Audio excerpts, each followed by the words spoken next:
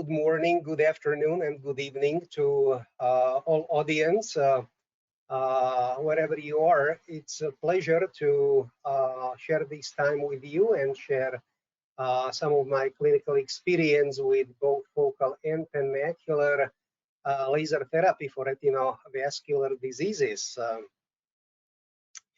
I graduated from medical school in Slovak Republic and did my basic ophthalmology training there, which was followed by retina and uveitis fellowship at UC San Diego, followed by faculty appointment, and then I moved to the Middle East, to one of the largest eye hospitals in the world and the largest regional eye hospital, King Khaled Eye Specialist Hospital. And from then I moved on to my current place, which is Moorfields Eye Hospital in Abu Dhabi, a branch of Moorfields Eye Hospital in London. I have many research interests in retina and uveitis, but also in imaging, and I have worked with basically all laser systems available to practice. I like to study drug delivery and retinal pharmacology, have participated in numerous clinical trials, and we as a group try to be academically active. So this is me treating a patient using LIGHTMED instrument, performing laser treatment. So let's move on to clinical applications and to our lecture. And let's start where we should, and that is the original concept of laser retina treatment, which basically was a photocoagulation. And at that time, it was considered therapeutically superior to use that kind of treatment to no treatment, to natural history of the disease, especially for complications of retinovascular diseases such as diabetic eye disease, and that was demonstrated in ETDRS study. At that time, the side effects of laser photocoagulation were noticed because basically what photocoagulation does is causing this multifocal chorioretinitis, which with increased energy can actually be quite severe and results in laser scar expansion involving the macular area. It can decrease visual field and the contrast sensitivity, color perceptions, and so on. These are well-known side effects of photocoagulation. Many groups have studied it in animals, and there are some histopathologic reports in humans. So this is one of the experimental studies showing the here on this slide immediate effect of laser photocoagulation, the tissue damage with the disappearance of nuclear layers of the retina, and then the tissue response with vacuolization of retinal pigment epithelial cells and regenerative processes, basically ending up with loss of photoreceptor layers and some compensatory scar, and again with breach of integrity in nuclear layers as well. So what are the characteristics of photocoagulation? It is a treatment that is inflammatory. It induces inflammation and causes progressive scarring with the loss of tissue integrity, as was demonstrated on previous slides. These results in progressive functional loss, and these side effects can be numerous if there is less caution executed with this treatment. There are few therapeutic indications, and there is very limited retreatment using photocoagulation because we cannot endlessly induce laser scars. So actually photocoagulation is a complication of what we want to achieve using laser therapy. Another point important to mention is that this treatment is imaging based, and it is because we target certain pathologies such as microaneurysms, and that we identify on images. But we know that once the changes can be imaged in the retina, then the process has gone too far, and these changes represent advanced disease. And therefore, we are sort of treating late disease, and therefore the eyes can be less responsive to this type of treatment. As a result of that comes intravitreal anti-VEGF treatment, which has shown much increased efficacy than laser photocoagulation. And many would have believed that this will bury the use of laser whatsoever. However, we know that it is not true. Even many eyes with intravitreal anti-VEGF treatment need rescue lasers. But more importantly, laser has come up with some new modern applications and modifications of its use, which have dealt away with the complications of the treatment and has basically rebound from the position before. So let's look into that, which are these modifications. The laser photocoagulation is achieved by this conventional continuous wavelength treatment. This is how it works. Over time, we are delivering constant power to the retina, which results in building the temperature, and this temperature eventually increases to cause tissue burn. With increase in temperature, there is coagulation of proteins in the retina and resultant scar. And this is how conventional lasers work. Now, lasers which use different approach, subthreshold approach, work by several other mechanisms, and one of the most important is this micropulse or microsecond laser technology, where the energy is delivered over time, but this energy is fractionated into trains of energy packs, so to speak, in between which there are some intervals that the energy is not propagated to the tissue. That all prevents temperature build up, and the resultant laser tissue interaction is acceptable without causing any coagulative necrosis of the tissue. Okay, so with this subthreshold approach is actually becoming very important. The first step towards that was so-called modified ETDRS macular photocoagulation technique, in which people reduce the energy and have observed clinical improvement. So giving the rise to an idea that you don't necessarily have to photocoagulate tissue to achieve desired effect.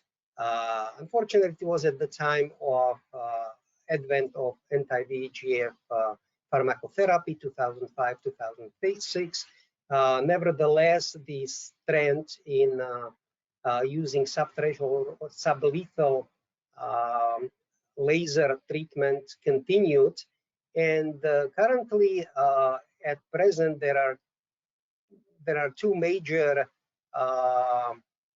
approaches that we use. One is a so-called short pulse technology, which is subthreshold, but actually uses continuous wave with a shortened duration of pulse or decreased energy. And this is represented by pattern lasers, where with one laser application, the laser is shooting the ray of equidistant laser applications. Another approach is so-called micropulse approach, which uses microsecond train of shots, as was demonstrated previously. Sometimes people, mix these two approaches, but in fact they are different. Basically, subthreshold means that we are achieving invisible laser application, but micropulse actually refers to the mode of action. Since then, several groups in the world have published their results on both short pulse and micropulse applications for various retinovascular diseases, especially diabetic macular edema, and have shown good clinical efficacy. using this subthreshold approach. To our knowledge, there is only one head-to-head comparison study comparing short wavelength, short pulse laser with micropulse, and it revealed that maybe short pulse laser will temporarily reduce macular edema, but eventually micropulse treatment will result in better functional outcomes, and more patient satisfaction was published by our group recently. So what are observed characteristics of this subthreshold therapy? We don't see any known adverse effects, and those are the classical erosion of visual field and macular scarring. So none of that is present in well-performed subthreshold therapy. As a matter of fact, this treatment can be anti-inflammatory. We are targeting retinal pigment epithelium cells, which is the concept of laser treatment. And however, we are not distracting these cells, and we are stimulating them for better metabolic activity, and therefore we are improving their function. This, in result, will improve visual function, and that is done by overexpression of various proteins and cytokines. Because this is non-damaging treatment, the treatment can be repeated, and basically there is no limit to how many treatment sessions we can do. So let's move on to some clinical experience. Because I practice in the Middle East, I would like to present some of the patients from this area. So the first case is a 47-year-old Emirati patient who complains from decreased of vision in his right eye, and he has a history of chronic and recurrent central serous retinopathy. Over the last year, this has been non-responsive to treatment. The patient has received 5 intravitreal injections during his military deployment in the US because there was a suspicion of coexistent choroidal neovascularization. Upon return to the Middle East, he continued with oral eplerenone treatment, which is a blocker of mineralocorticoid receptor, however, with much clinical effect. So at presentation to our clinic, visual acuity in right eye is 20/32. There are clear media and attached retina. And this is his OCT showing some confluent subretinal fluid emanating from the optic disc, reaching up to the macular area. So this is fluorescein angiography at presentation showing actually multifocal central serous retinopathy with several active sites, and then we see mottling of the retinal pigment epithelium, basically showing that the disease has been present for a long time. Now OCT is showing the complex structure and basically fails to identify any choroidal neovascularization, and I wanted to make sure that that there is none of that. So the patient is informed about other options of treatment, which include laser photocoagulation, and especially micropulse laser photocoagulation, non-damaging type, and after informed consent with TruScan 577 nanometer micropulse laser, I have selected these parameters, which are pretty much standard. I'm using 200 microns as a spot size, 200 milliseconds for pulse duration. I always treat with the 5% URI cycle and titrate the energy from the barely visible to reducing to 50% of that. And for this retina, it was 300 milliwatts. And standard execution of laser treatment using topical anesthesia, and I'm using focal area centralis lens was uneventful with no reporting discomfort or pain. So this is a follow-up after 2 months, and the patient's visual acuity is improved. We are seeing partial resolution of subretinal fluid. However, again, the most important was his visual perception, as he now reports much brighter images and definitely significant clinical improvement. And this is further follow-up 4 months after initial treatment. We are seeing complete resolution of subfoveal fluid and reaching 20/20 vision with a few letters missing, but however, on subsequent visits, it's clear 20/20 vision with resolution of any fluid under the retina. And this is after more than a year of persistent fluid for these patients. Control OCT angiography scans again show no presence of any significant disturbance. So this one is choriocapillaris slab. Previous one was the retina on the same eye with the resolution of the fluid. So we are 7 months after the treatment. Again, this is OCT and the fluorescein angiography scan. Control fluorescein angiography basically shows maybe these two small smoldering areas, but in comparison to pre-treatment and post-treatment, we see that the disease activity has subsided to a significant extent. I need to say that my treatment approach here was panmacular. I didn't do focal treatment to the leakage area because I believe that large area of retinal pigment epithelium was affected by the disease. My approach to these diseases is sort of panmacular treatment rather than just the focal micropulse. So for a summary of this case, we have a middle-aged male patient with recurrent non-responsive central serous retinopathy treated with TruScan micropulse laser with sort of panmacular coverage for the extended area of pathology in the posterior pole, resulting in both anatomic and functional improvement and no pain or discomfort during the treatment as reported by patients.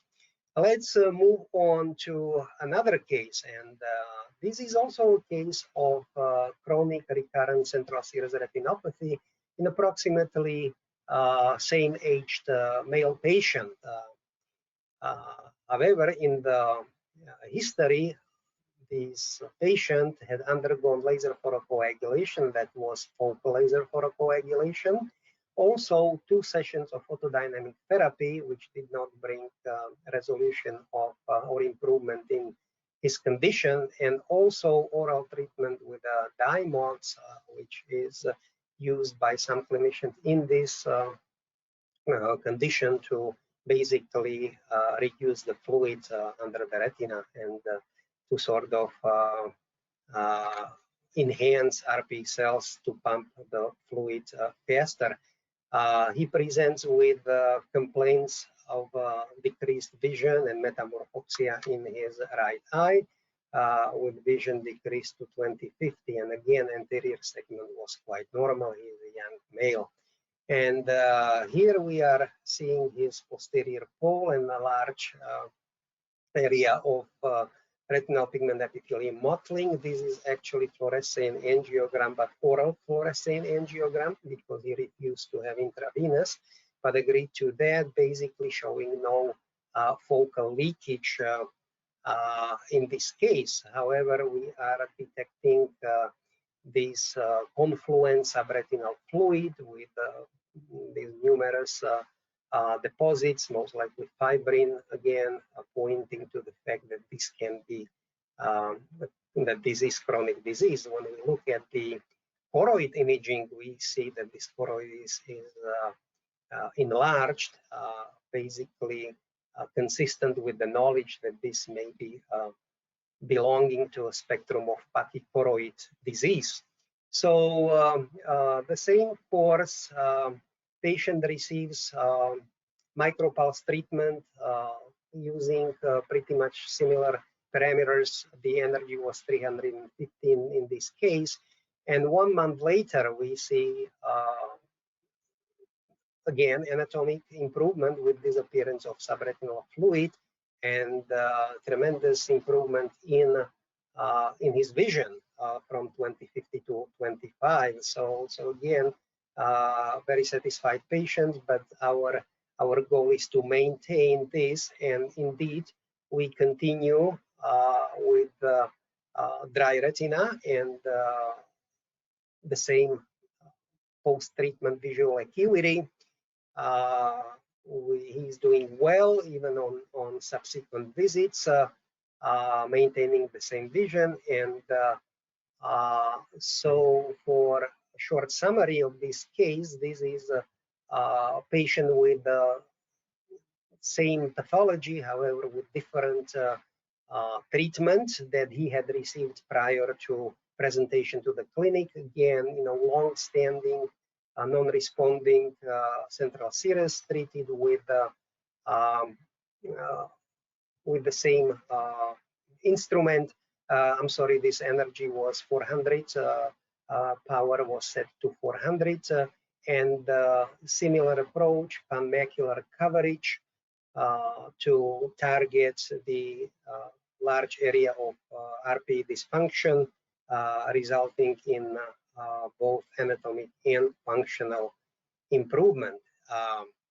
And one more case I would like to present. So this time we have a female who is a diabetic patient with a sort of borderline control of her diabetes with a documented diabetic retinopathy for the last 5 years. However, over the last year, she has developed diabetic macular edema, for which she had received 8 anti-VEGF injections of 2 types. This has not brought any desired outcomes, and that's why she is seeking a second opinion and perhaps something else. The complaint in her left eye, which has decreased vision to 20/40. And here is her imaging. We can see some cotton wool spots and some small signs of her non-proliferative diabetic retinopathy. And in the center, we are seeing this foveal cyst. And from our clinical practice, we know that actually this can be quite tough to get rid of. This is a very sensitive area for which we cannot really use much of a laser, especially not photocoagulation type of laser. And again, numerous anti-VEGF injections have not changed this. So she undergoes micropulse treatment, and her vision improves a little bit. However, her subjective improvement is much more than that, and she definitely feels the improvement. This continues to be the case. Her visual acuity continues to improve, and she is aware of it. 3 months following the treatment, nothing else has been done, and at month 4, her vision continues to hold, and the foveal cyst starts to disappear. And she continues to be monitored with no further treatment needed at this point. For a short summary, she is a diabetic female patient with diabetic macular edema, treated with the same technology, energy power titrated to 350 milliwatts. The treatment was close to the fovea. I have not done, in this case, transfoveal treatment. I have done it in other patients, but this treatment was close to the fovea, but not including it, resulting in both anatomic and functional improvement. So these were some, I believe, interesting cases. managed by this micropulse technology, and I would like to discuss a little bit more about further concepts of this approach. So this micropulse treatment has been used all over and for more than a decade, and there are several groups out in the world that have successfully used it and reported on it. And of course, it's a treatment that intends to avoid all retinal damage, and that's the basis of it. For that reason, we are using low intensity strategy to basically address retinal pigment epithelium cells. And because we are not distracting them, we are activating them. We believe that the more of them are activated, the better therapeutic effect we achieve. And the concept of this micropulse treatment is that we need to cover as much area as we can to maximize the treatment effect, and for that reason apply so-called high density treatment for this. And there are some safe parameters that are used with these settings. So again, low intensity, high density treatment, the better starting visual acuity, better final visual acuity, that's a common concept. If the starting visual acuity is very poor, you know, we need to have realistic expectations when talking to patients. Do not promise too much. However, we have seen with this technology that early treatment works much better. And again, though that is the condition which is before pathology is detected by imaging methods. And actually, while early treatment works better, preventive treatment works best. Again, the concept of enlarging the area of treatment, because we are using this treatment for functional, it's actually functional treatment. The structural outcome is not so much important. And this subthreshold treatment is safe and usually effective in all eyes if performed correctly. It reverses progression of the disease and improves vision.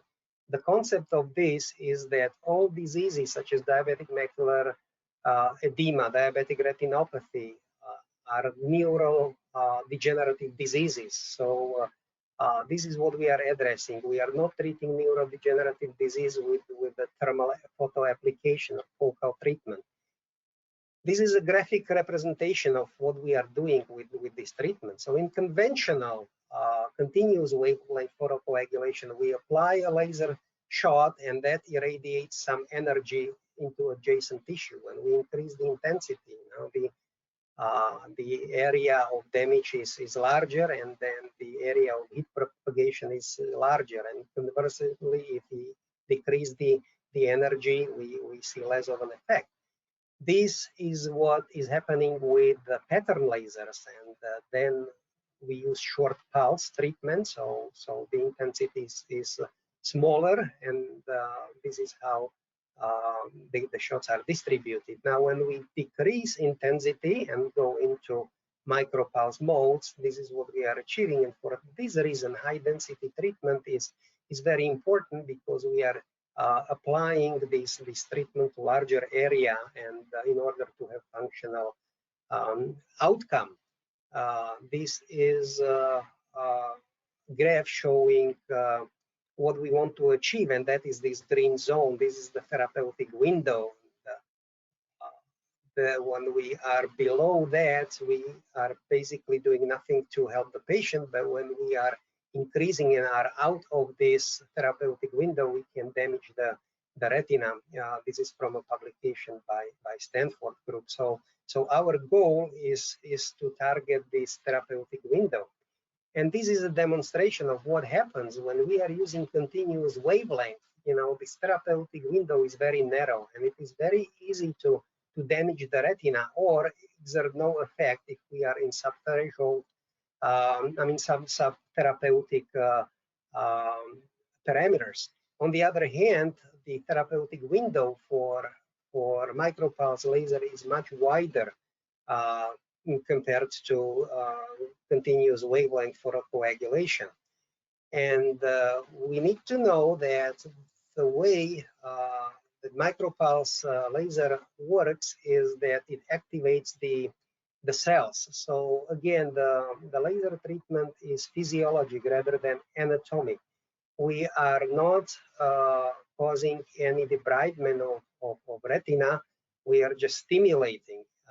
And again, this is achieved by sublethal stress, which we are applying to RP cells, and this is still photothermal stress, but with much lower intensity stimulus in comparison to other lasers. The biochemical correlates to all this process is activation of heat shock protein that becomes activated and will initiate the protein repair, will trigger numerous reparative cascades following this treatment. And what is very important has been shown that these effects of heat shock protein on retinal pigment epithelial cells takes place in dysfunctional cells, and it usually does not happen in normal cells, and that's very important.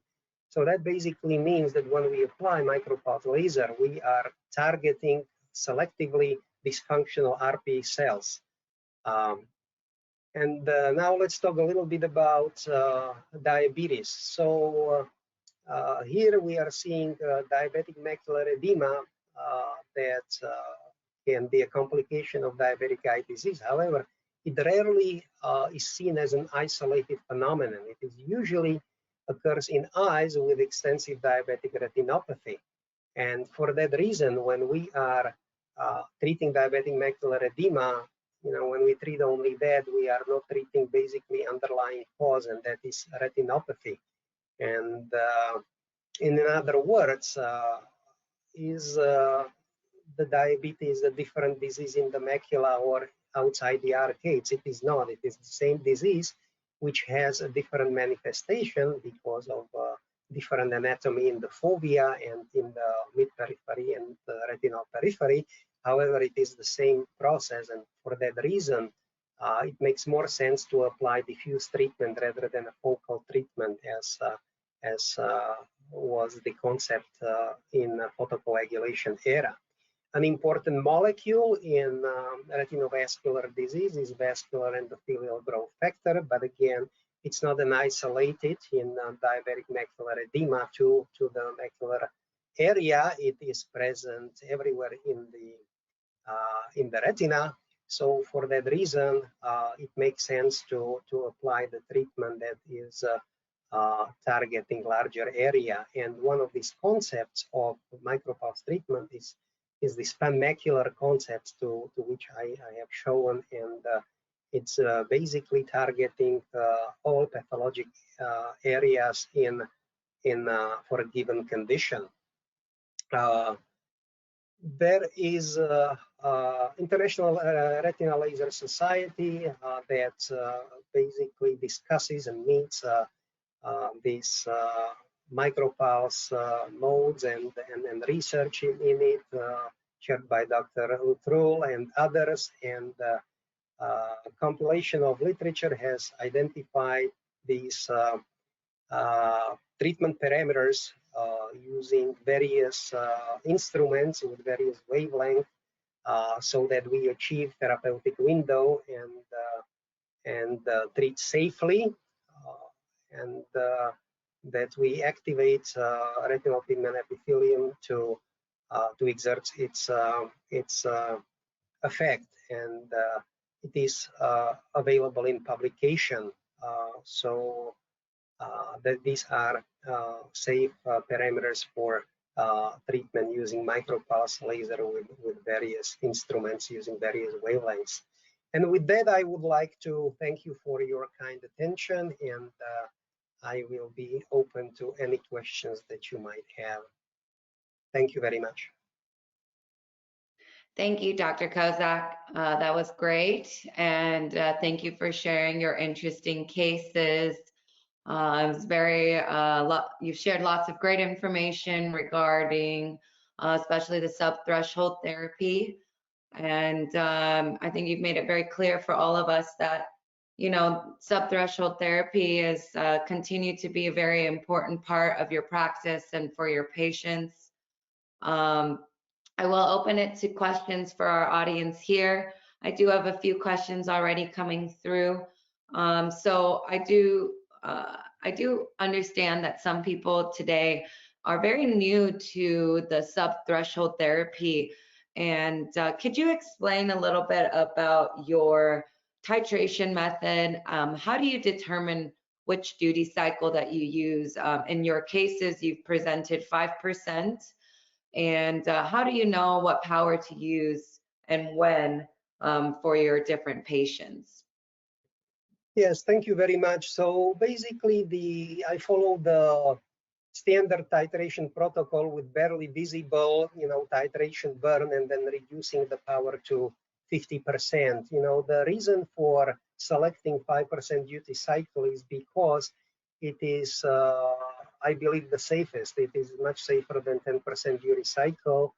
And you can create macular burn or retinal burn with 10% duty cycle. It's much more difficult with 5% duty cycle. So just basically because I believe it, and it has been published that it is safer, I predominantly use 5% duty cycle. And then with titration of the power, use the energies usually oscillate between 300 to 400, 450 milliwatts. Again, we don't see any visible burn after that. I try to paste the area of pathology and even extend it a little bit more. I apply the same several times over the posterior pole. So actually, my number of applications is quite high, and that goes along with this concept of low intensity, high density treatment. So I may easily use 200-300 laser applications. Okay. Now, what is very interesting is that we need to wait a little bit for the effect, and especially anatomic effect, to come along. When you ask patients, and I bring them back 1 month following the treatment, they usually see some or report some functional improvement. Vision usually improves earlier than anatomy. So I would recommend colleagues who are starting not to be discouraged if they see the same amount of edema, at 1 or 2 months after this treatment. It's okay. Let it give time for the treatment to take place, and this treatment can be repeated. If I need to, I repeat it usually month 4 after the initial treatment. So there is a learning curve. It's a totally different concept, and again, very important that we are here for functional and physiologic effect. This is something different from what we were used by coagulating leaking microaneurysm, or by anti-VEGF that we see quick anatomic improvement. Micropulse laser works a little bit differently, and we need to be more patient. But eventually, it's the results are there, and we are not damaging the retina. We are not using invasive treatments such as intravitreal injection. We can repeat the treatment. It's a very elegant treatment. Okay, perfect. Thank you. I did want to emphasize again, so you did mention that sometimes you can repeat the treatment again. how long do you usually wait until maybe you decide that the patient needs to be retreated again? Thank you very much. It's anywhere between 3 to 4 months. If I don't see any effect after 3 months, and that means no subjective improvement on patient side, no improvement in vision or in contrast sensitivity, then I will repeat it anywhere between 3 to 4 months. And for Usually those with the same parameters. Oh, okay. Okay.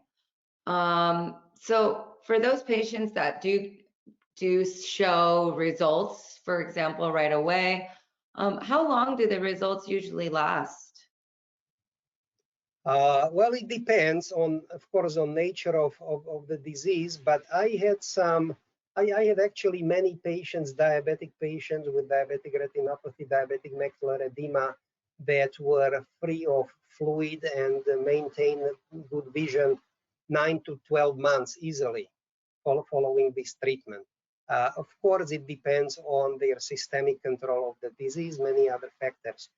Similarly, with central serous retinopathy, if it is something more manageable, earlier course of the disease, I can have pretty much 1 year, 2 years, disease-free interval. With more chronic and more serious condition, I had recurrences after 5, 6 months. But as demonstrated by these cases, they continue to be monitored, since January, and these were cases that were quite recalcitrant to treatment, and they continue to be fluid-free over 6 months. Okay, thank you very much. You did mention as well during the end of your presentation that it's very important that the subthreshold therapy is performed correctly. I was wondering if you could provide an example of it performed incorrectly, and again, the advice that you would give somebody if they had performed it incorrectly. Yeah, so basically the concept of performing correctly is to try to reach therapeutic window of which we were talking about, because then this is the crucial for achieving functional results. So anything that is under treatment or over treatment is something that is out of range. And of course, over treatment would be seen by creating scar, photocoagulation scar. So that of course that we know that we are above threshold or reaching the threshold, and we are moving into coagulation mode rather than stimulation of RPE as is intended by micropulsing. More difficult is to recognize under treatment. Okay, and that is, I have also gone through a learning curve, and under treatment is the most common scenario that happens with people starting with micropulse treatment, and sometimes it's very difficult to recognize, but usually you recognize it when you don't have desired effect after the first session. So it's possible that you might increase a little bit on energy using your subsequent sessions. Pretty much the spot size and pulse duration stay the same. As I mentioned, I like to adhere to 5% duty cycle. I try to use almost confluent treatments or with one spot size separation at the most when using treatment. But again, under treatment is what happens, and this is actually what discourages some people from using micropulse, and they give up too early and just say it doesn't work. But on the second session, when there is no desired effect after first session, I would perhaps go a little bit higher on energy, on power. I'm sorry. Thank you. So yeah, you proved that, you know, it works, and you did mention that it's effective in all eyes. How do you qualify your candidate for this subthreshold treatment? Well, that's a good question. I have to say that I actually have switched to all subthreshold treatments. I rarely do any more photocoagulation if there is some huge single aneurysm that is leaking. I might do that, but that's not the core of my treatment. I will continue for the rest of the retina using micropulse, you know, or subthreshold. I did some actually numerous treatments with short pulse wavelength, but most of my treatments now are subthreshold. I'm not using photocoagulation anymore. Okay, thank you. You did mention a couple of your patients had some injections before you treated them with laser. So you mentioned you're not using regular photocoagulation, but do you ever use combination injections and subthreshold treatment? I do, and many times, you know, it's needed, irrespective of what you start with first. So there is nothing wrong using combination therapy. They both can be used. I think that the effect is synergetic. They work by different mechanisms. So it's okay to use, and I have used them. Great. Looks like we have a couple more questions, and I'm still opening it up to the audience if they want to ask more, but it looks like we just have 2 more questions here. So can you explain about your patients as well? Do they feel pain or discomfort during treatment, after treatment? What are their thoughts about the subthreshold therapy? Yeah, thank you very much. This is a very good point. So there is absolutely no pain with these treatments. And discomfort, if some don't like placement of the contact lens at the beginning of treatment, the rest of it they are fine. I sometimes have patients who feel some pain with pattern lasers, with a short pulse, especially those receiving panretinal photocoagulation to the periphery of the retina. But again, you know, then you are doing some visible treatments, you know. So some of those, you know, may feel, but again, this is a different. When talking about micropulse, that there is no pain whatsoever. This is a really patient-friendly treatment. They like it. When I mention laser, they usually recall their experience with other laser with photocoagulation, and I tell them, no, this is a totally different one. Great, thank you so much.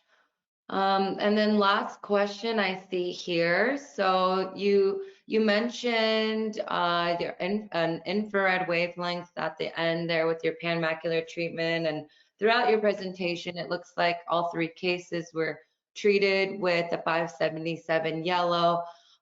Do you recommend yellow as the standard for everything, or when do you use their infrared, or do you use green? Can you elaborate a little bit more about the wavelength choice? Yes, so I have used a lot of 577 with various systems, and you know, LIGHTMED system is a very friendly use, and you know, on you know, high end of a system. Basically, the table that I have shown at the end shows that you can use any wavelength if you adjust the rest of the parameters. Of course, anything below 550 is damaging to retina, and anything above 810, you know, in infrared will target choriocapillaris and choroid rather than the retina and RPE. Anything in that spectrum between 532 and 810. I believe with 532 you need to be a little bit more cautious, especially selecting duty cycle. I think there is a higher chance of causing visible spot, visible burn. But 577 is totally fine, totally safe, as well as 810. But again, with that adjustment, anything in this spectrum range can be used safely. Okay, perfect. Thank you so much. I do see that the yellow wavelength 577 is starting to gain more and more popularity, and I do feel that a lot of our users have also agreed that it's a very safe wavelength to use. And thank you so much for sharing your experience with us. I don't see any further questions, so Dr. Kozak, if you could say just maybe one last words about your experience and what you like about the TruScan and working with the LIGHTMED team, and then we will close the session for today.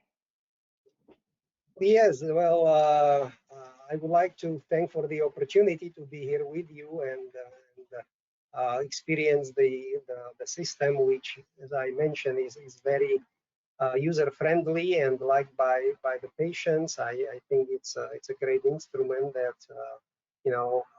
has a great future in its system, and I'm looking forward to people adopting MicroPulse using LIGHTMED, and I know that the treatments are very safe, and this is very important. It's the most important aspect of what we do for our patients. So very content with the system. Great, thank you so much, and we're so happy to have you here too. And I do hope that you and everybody else has a wonderful weekend. Thank you for, again, sharing your knowledge and your experience with us, and we look forward to seeing you soon. Thank you so much. Thank you very much. Have a great weekend. Thank you.